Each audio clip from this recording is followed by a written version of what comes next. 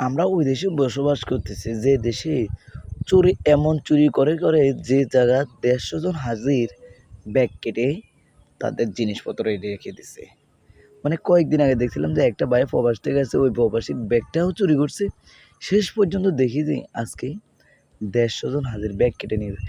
মানে কেমন চোর আমরা ফালতেছি, কেমন চোরে চুরি করতেছে। দেখছি যে গতকাল প্রধানমন্ত্রী কার্যালয় থেকে তার টেলিফোনের তার চুরি করে নিয়ে গেছে। মানে কোন দেশে বসবাস করতেছি ভাই? চোরের জন্য সেরা, নোবেল দেওয়া দরকার চোরকে, যে আজ এইটা চুরি ওইটা চুরি গরু রাজার গোড়া চুরি। মানে এভাবে চুরি করতে করতে হাত বড় হয়ে যেতেছে ভাই। মানে দেখবেন যে রাস্তাঘাটে চুরি করে, এরপরে দেখবেন অফিস আদালতে চুরি করে, এরপরে দেখবেন যে আপনার হাসপাতালে চুরি করে, হাসপাতালে চুরি করে, বিমানবন্দরে চুরি করে, চুরির পর্যন্ত শেষ পর্যন্ত ডাইরেক্ট প্রধানমন্ত্রীর কার্যালয়ে চলে গেছে।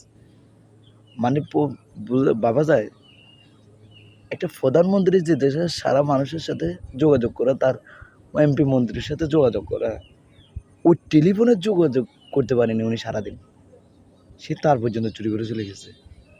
মানে অভিনয়ের জন্য সেরা, নারী অভিনয়ের জন্য সেরা, আর আমাদের দেশে চোরেই চুরির জন্য সেরা।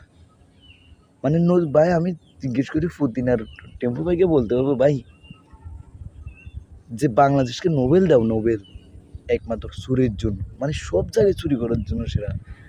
মানে কোনো জায়গায় বাকি নেই, এক কলমে রাখা যে কোটি কোটি টাকা মারিয়ে দেবো, আরেকটা মনে করেন চুরি করতে করতে সব ফকির বানাই দেবো।